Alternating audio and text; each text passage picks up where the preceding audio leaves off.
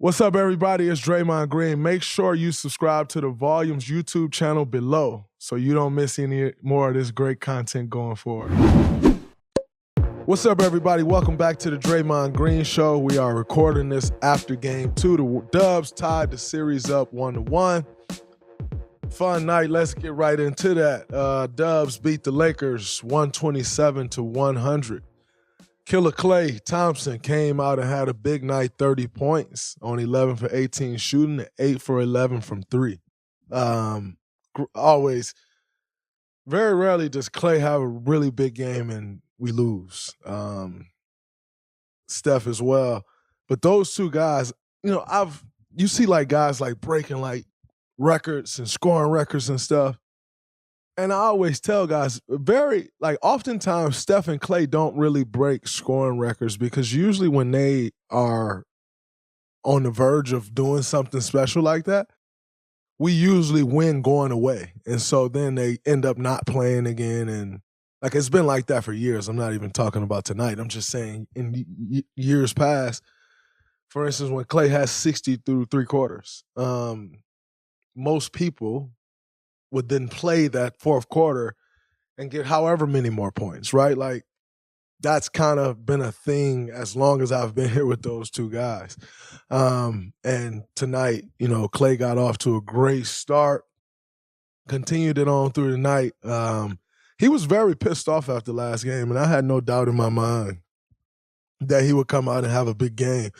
Klay, as you all may or may not know, Klay is from Southern California, grew up a Lakers fan. Dad played for the Lakers. Dad works for the Lakers and on TV now. His dad is the great Michael Thompson. For those that don't know, was the number one pick in the draft out of Minnesota. Won championship or a couple championships with the Lakers. And so I said all that to say this really means a lot to Klay. Obviously, it means a lot to all of us. We are playing the playoffs versus the Lakers, LeBron, that whole thing. But, there are just some circumstances that makes things, I always tell you all, like, the whole cliche of, every game is the same is bullshit. Like, that's not true. And so there's just certain things that may make a game or series mean a little more. And I think this is one of those for Klay. And on the flip side of that, no one ever really talks about the other side of that coin, which is you get overly emotional. You start pressing sometimes. You want it so bad. And sometimes when you want something so bad, it doesn't go your way. And I thought, one big thing for Klay today was he just came in the game. He settled right in. Settled right in the game, was kind of at peace, and things flowed his way from the get-go. Didn't want it so much, although we know he wants it so much.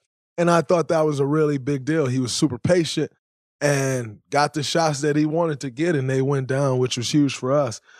Steph finished the game with 20 and 12 assists, which was his most assists in a playoff game since 2014.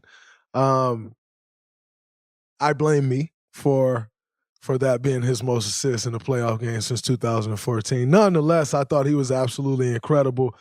Only had 20 points. But I thought the way he controlled the tempo of the game, took care of the basketball, got us into everything we wanted to get into, was huge. That play right before the half, when I got the dunk, he almost like invited the trap. Like he saw them coming to trap him, and it's like a second there where it looks like he's about to get off the ball, and he just holds it and like invited it almost and got me a dunk. But just I'm more so speaking on that and just saying like how poised he was with everything. Like super under control, knew exactly what he wanted to get to, and I thought it was absolutely incredible to watch Steph play the floor game that he played tonight. It was huge. Shout out to my man JaMychal Green. Had a huge game, 15 points. He got the start Loon was a little under the weather today, so Loon only played maybe 12 minutes or something, which you go in the film, you walk in the gym, and you see Kevon Looney, like, whoa. Me and Steph looked at each other like, yo, whoa now. We need Loon. And so to find that out literally when we're at the gym preparing for the game, it throws a wrench into things. And, we had a conversation with Coach. Coach asked me and Steph, what did we think as far as who started? We both JaMychal for sure. Like, JaMychal going to bring some toughness. He obviously can space the floor. He played in last game, so he kind of got the feel of the series already. JaMychal for sure. And JaMychal finished with 15 points and 2 assists in 13 minutes. Earlier in the year, in February, when JaMychal was just getting back from injury, we spoke about JaMychal on the podcast. Very similar to tonight. I'll let you hear that. Shout out to JaMychal Green. JaMychal came out splashing from everywhere, 4 for 4 from 3, 5 for 5 from the field, 14 points. I'm looking forward to JaMychal continuing to get more and more minutes. I really think he's going to be a huge help to us, and he's starting to really show why it was so important that we wanted to go and get him, because he brings a certain physicality to our team that we need. And a certain dog mindset. So yeah, and listening to that, it's along those same lines. We needed JaMychal. He brought the physicality from the gate, which we needed to meet force for force and starting this game. He brought physicality, and he knocked shots down. And we all know how capable he is of shooting the basketball. He was huge tonight. And we're going to continue to need him as this series goes on. That's a very big team. They have a lot of size, a lot of length. JaMychal was huge for us. I'm happy he had the game that he had. And most importantly, I'm happy he stayed locked in. So many times you see guys let go of the rope when they're not playing. And, we've been telling him all year, like, hey, man, we're going to need you. And we just need you to stay ready, because it happens like this every year, where you're going to need guys that you may not have leaned on as much all year.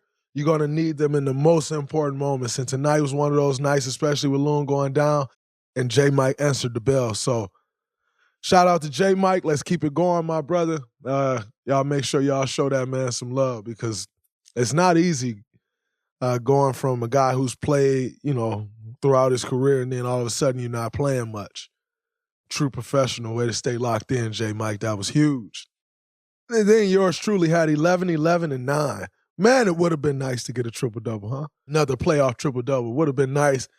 And saying that, we had the game under our control, and I was not about to go out there and try to chase after a triple-double. Doing things like that usually doesn't end well, and if you're supposed to get a triple-double, you will get a triple-double, and it'll happen. And so I'm not worried about that at all. My job on defense tonight was to guard AD, which is never an easy job. It's always a tall task. Got him to miss some shots with, just really wanted to make sure I was getting a contest. And if he hits shots, you have to live with that. AD's a great player, as we all know, future Hall of Famer, NBA champion, perennial all-star, you name it, both ends of the floor. Absolutely incredible player. And I think my mindset was just to make it tough on him. No secret sauce, it's just to make him take tough shots. If you can make a guy take tough shots, you have to live with the results, because a guy like that, you don't shut down great players like Anthony Davis. You just try to make them take tough shots, and you live with the results. And I think we did a lot better job on him tonight. He finished with 11, 7, and 4. Last game he had 30, 23, and 5. So it was obviously well known that we needed to do a much better job on AD coming into this game, and I can't take all the credit for that. So when you're guarding a guy like that, it's a complete team effort. And, our guys did the job collectively, and we were able to get AD to have a tough night. Bron had it going. I'm not sure what Bron finished with, but he had it going. He had it going from 3. He hit the 3 off the backboard with the shot clock running down from about 30, 35 feet out or something. absolutely had it going. It was great to see us weather that storm. He came out extremely aggressive, and we weathered the storm and was able to get stops when we needed it and open the game up. But, we're going to continue to expect to see a very aggressive LeBron James, especially heading back to LA in Crypto Arena. So, we'll be prepared to try to meet that force with force and go on this road and try to get it done. And that's going to be a big key. As far as the Lakers adjustments go, I thought, or we made adjustments as well. I mean, the one adjustment that was clearly obvious was, me guarding AD. What will, you always, when you're in these playoff series, you always try to figure out, like, what will the other team's adjustment be? Because this, as I've told y'all, when you get in these series, man, it's a game of adjustments. It's a chess match. The coach throw his pawn out there. Not necessarily throwing the queen out there, but he may throw a pawn out there to get taken, may even throw a rook or a bishop out there at times to get taken, ultimately trying to set up the board. And that is what these playoffs be. You saw it in full force last series when it was the Kings and Mike Brown, who knows us very well, and him and Steve playing chess. And one, as a basketball fan, absolutely fun to watch, just like the chess pieces and the moves that were being made. I absolutely enjoyed it. And most importantly for me, I learned from it. You watch these coaches do this. I learned from it. I've been learning so much from Steve this year. It's been a real pleasure in playing for Steve and learning not only the X's and O's things, but Steve has taught me more about winning. Like, I think I've always been a winner my whole life, but Steve Kerr has won at a level that not many people in NBA history, like Steve Kerr is along the lines almost of Bill Russell when it comes to winning in the NBA. I think Bill Russell finished with 11 rings in total or something like that. Obviously, Steve's aren't all as a player, but he's got 9 rings. Like, he's literally up there with Bill Russell. And so one of the greatest winners we've ever seen, and I have learned so much from him about winning, how to win, how do you go about it. It's no coincidence. It is not a coincidence, and I'm thankful for Steve and his brilliance and, most importantly, his winning mentality and winning ways, because just like losers rub off on people, winners rub off on people. And we've had the luxury of having one of the best winners in NBA history rolling with us. And I'm trying to learn as much as I can for as long as I can, because it doesn't only help you in basketball. Winning is winning in anything. And it'll help you in life. It helps me in life. And so I'm very thankful for Steve and just being able to watch him do this thing. It's absolutely incredible. As far as game 3 goes, obviously we're headed to Crypto Arena. I expect it to be a crazy environment. Number one, the stars going to be out. Steph Curry versus LeBron James at Crypto Arena on a Saturday. Stars will be out, and you got to love it. You got to embrace it. That's the big stage. Got to embrace it. They're going to come out, just lost by 27 points. They're going to come out bouncing off the wall. They're going to come out throwing blows, and you have to stand in there and take that first blow.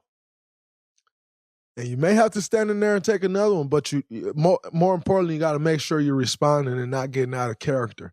And I think that'll be big for us as we head down to crypto in Los Angeles and try to take care of business. The goal is always you have to go get one, be that we lost home court advantage, but I'd not get greedy and try to get 2, but let's start with 1 first. Let's start with 1 on Saturday. Looking forward to that game, expecting an extremely physical Lakers team ready to go back in front of their home fans. So looking forward to that. Everybody make sure y'all locked into that game.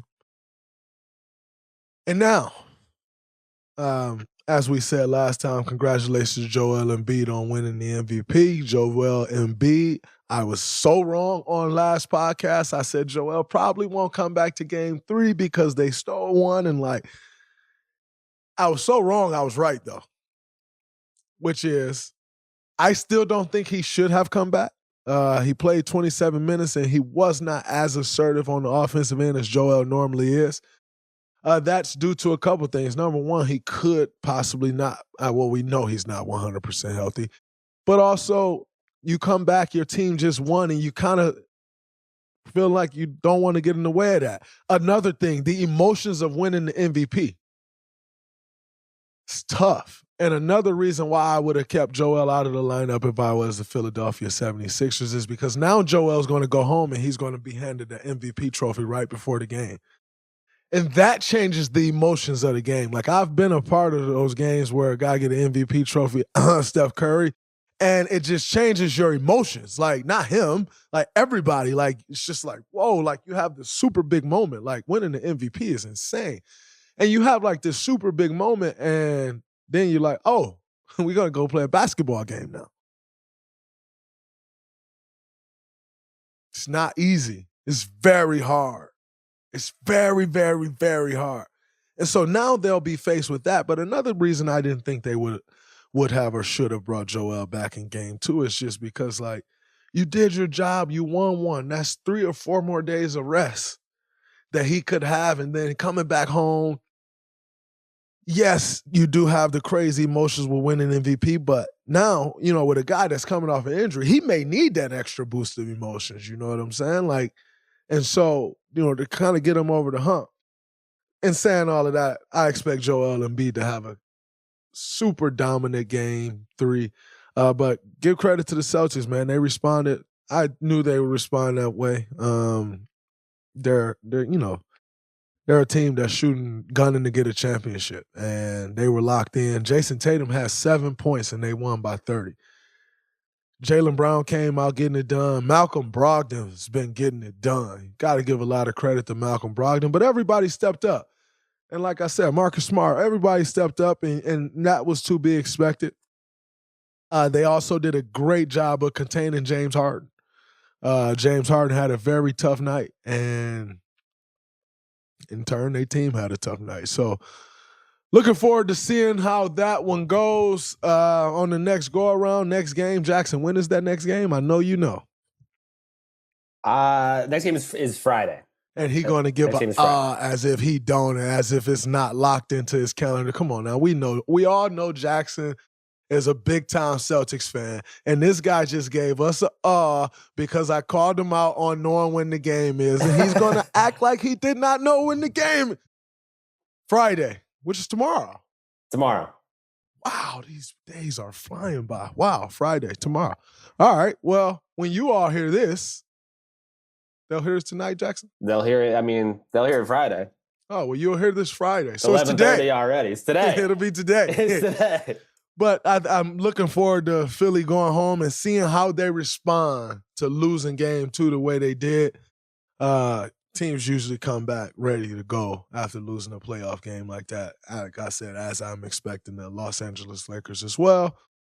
But that series is shaping out to be a good one. And, of course, we expected that. So looking forward to that. Also looking forward to see how Joel bounce back and can he get over that hump. And then you have the Knicks in Miami, headed to Miami, expecting to see Jimmy Butler back out there.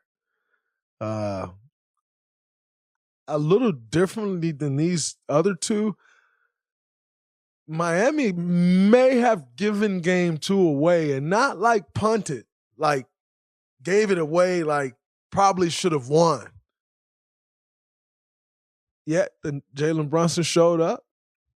And they had a big game, and they won game 2. And you got to give those guys a lot of credit. They're going now. They got to go get one on the road. Big weekend in Miami. Also F1. Be interesting to see if guys get caught up and is moving in the Miami streets. There's already a lot in Miami. Got F1 weekend. It's a lot going on. Carbone, Major Food Group, they've gone and taken over Miami, but they New York guys. Are they going to have the New York Knicks out in that Carbone Beach?